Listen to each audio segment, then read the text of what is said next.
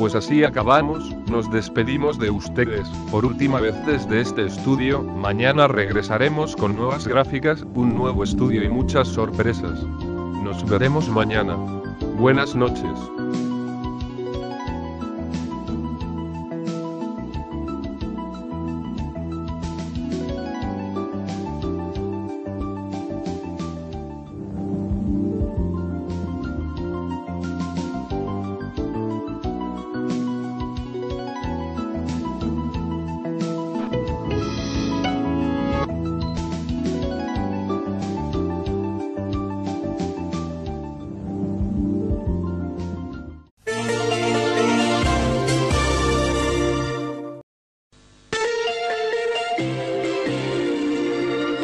Esta noche en UNO. A continuación veremos una excelente película documental del año 2005 que nos cuenta la historia de uno de los más grandes fraudes en el siglo en Estados Unidos.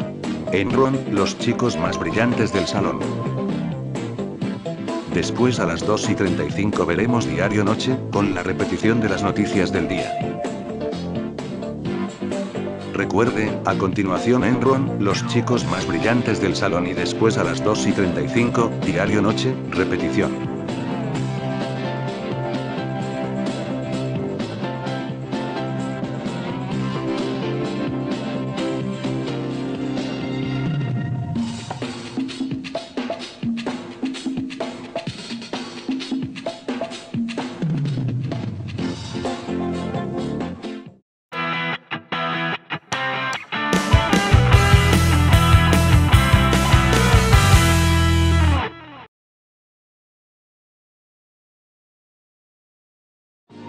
El siguiente programa es para adultos, mayores de 18 años, contiene escenas de sexo y de violencia moderadas.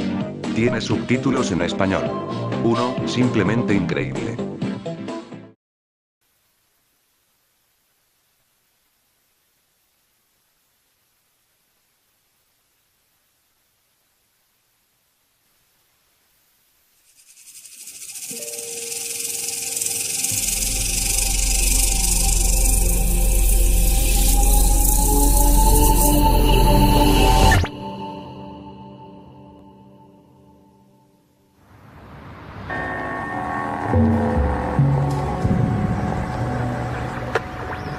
What's he building in there? What the hell is he building in there? It had taken Enron 16 years to go from about 10 billion of assets to 65 billion of assets. It took them 24 days to go bankrupt. What the hell is he building in there? This company collapsed so quickly and so entirely. I mean, it was into bankruptcy within a matter of weeks. It just immediately had all the makings of a gigantic scandal. He's hiding something from the rest of us. The fatal flaw at Enron, if there is one, you say it was pride. But then it was arrogance, intolerance, greed. So many of them were blinded by the money that they didn't see that they were sinking their own lifeboat. We have a right to know. It just got hungrier and hungrier.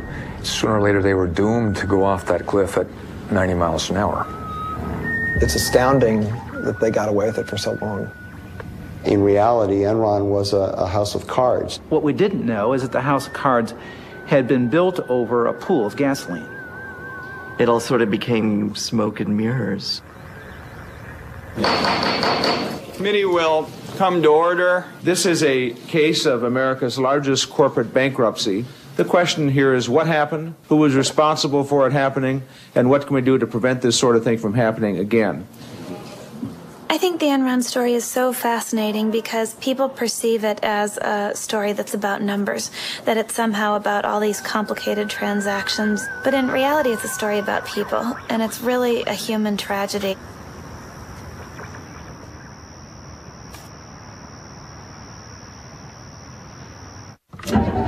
Mama may have, Papa may have, but God bless the child that's got his own, that's got his own. Yes, the strong gets more, while the weak ones fade. Empty pockets don't ever make the grade. Mama may have, Papa may have, but God bless the child that's got his own, that's got his own.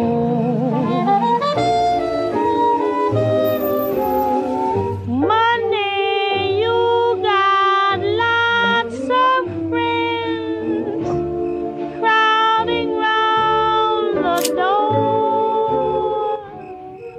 When you're gone and spending ends. On this date at 2:23 a.m., Sugarland Police discovered John C. Baxter located inside his vehicle with an apparent gunshot wound to the head. At this time, there has been a suicide note located. Sort of, can you give us any indication whether this was related to Enron's bankruptcy? We do know that he was an Enron employee, but as far as any other indications of why he committed suicide, no, we do not.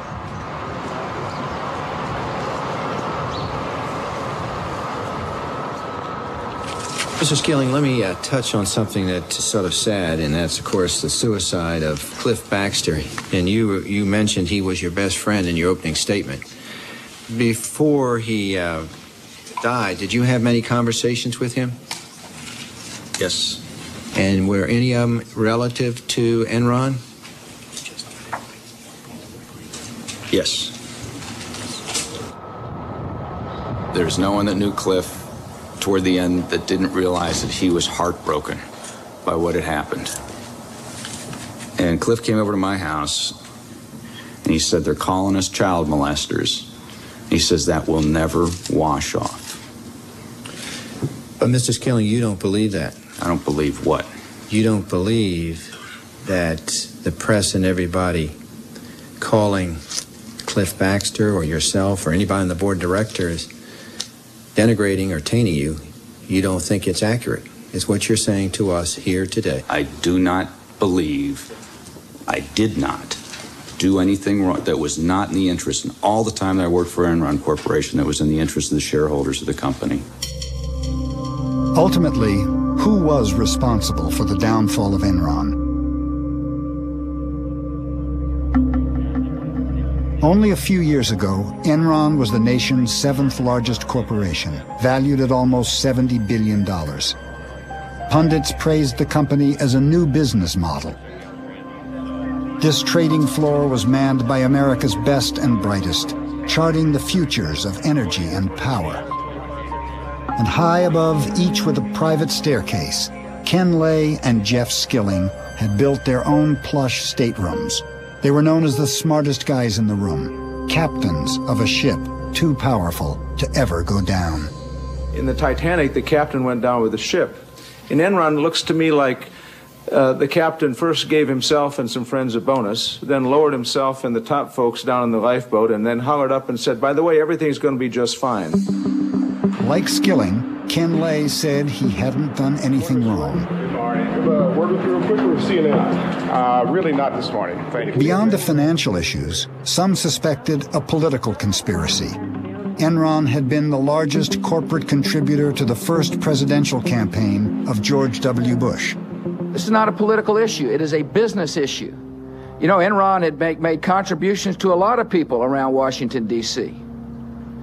And if they came to this administration looking for help, they didn't find any. To say no help here is like I did not have political relations with that man, Mr. Lay. What about the fact that George W. Bush calls Ken Lay Kenny Boy? That's my nickname for my husband, which he overheard. So it wasn't original with the president? It certainly wasn't. According to published reports, your husband earned about $300 million in compensation and stocks from Enron over the last 4 years. What happened to all that money? It's gone. It's gone. There's nothing left. Will. This is the shredded evidence that we got that came out of Enron. We very quickly determined that the insiders had sold off $1 billion of their stock in the preceding several months. Did you convert stock worth $66 million? I don't know, but I don't have the records with me. Would that be surprising to you to learn that you did that? No, that would not be surprising. Mr. Fasto got only $30 million in stock proceeds from Enron, but he took another $30 million out with his side deals.